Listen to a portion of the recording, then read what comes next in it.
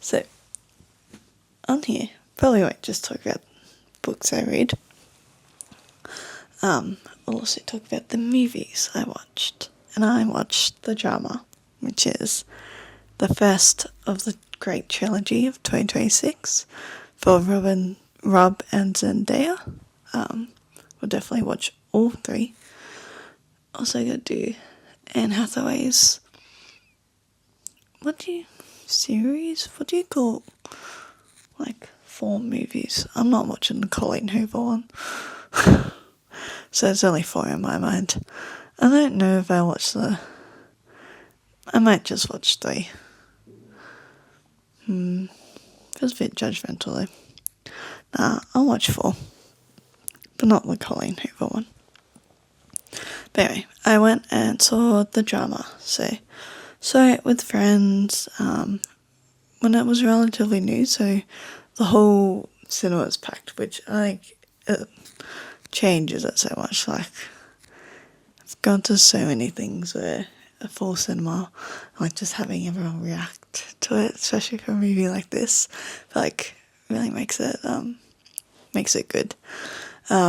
So before I went, I purposely kind of hadn't seen anything. I really didn't want to see the spoilers, just because I know I knew like film trailer, there's like some big twist.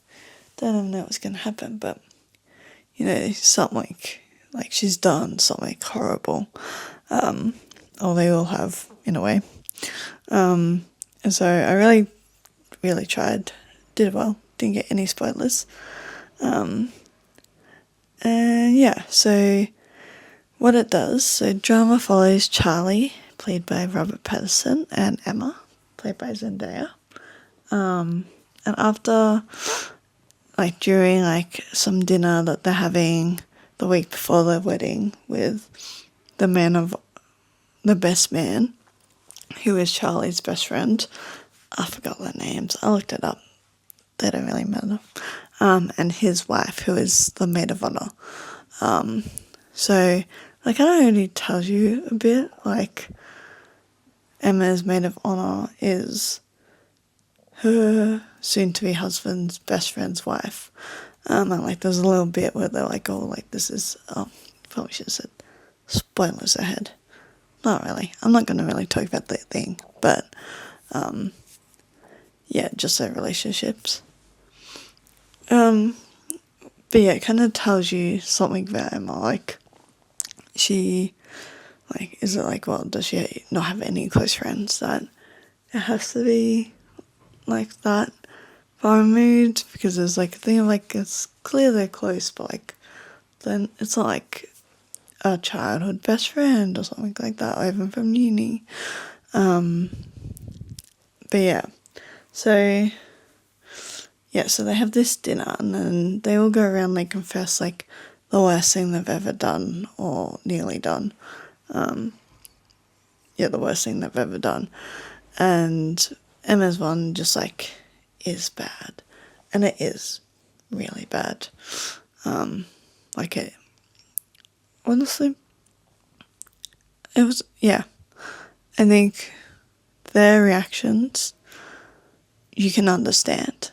And so basically, the maid of honor just says, no, like that's like so far that she can't, like she's like cannot fathom it.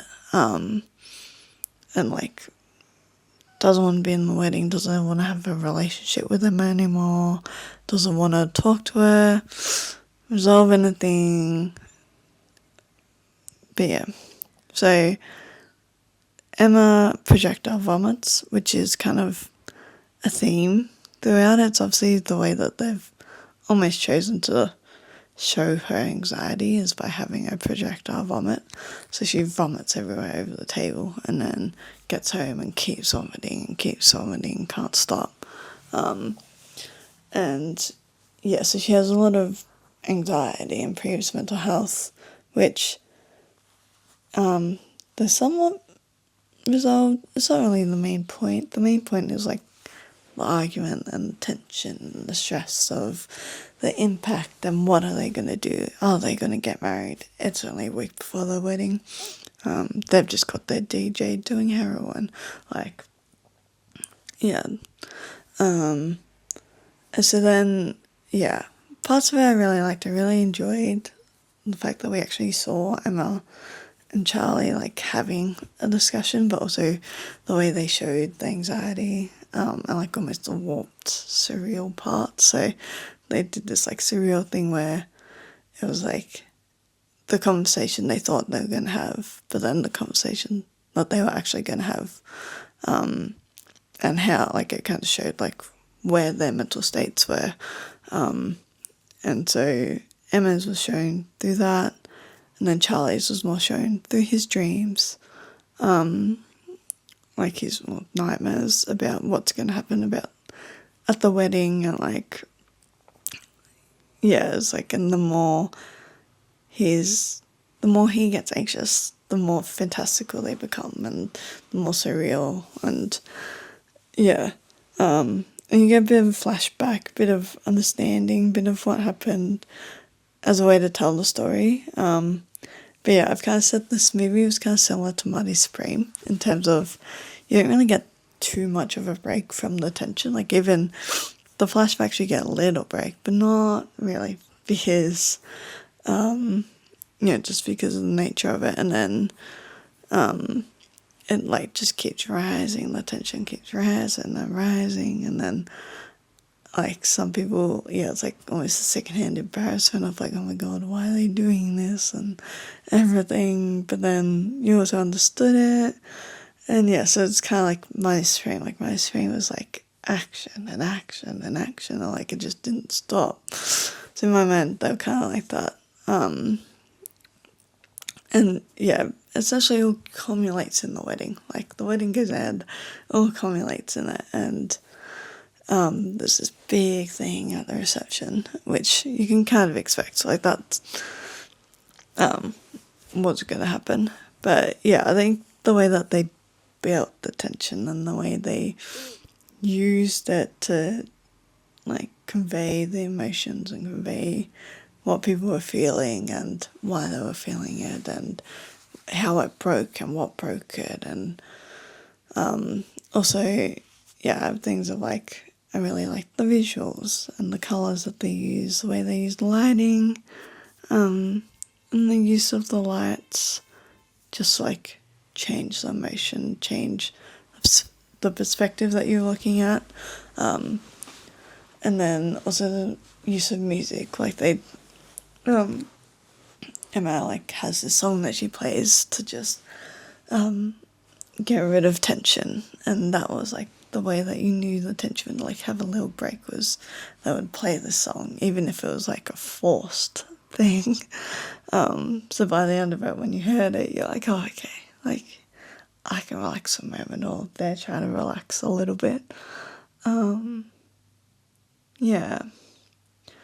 I think also the story, well, not the story, the like the message was kind of good.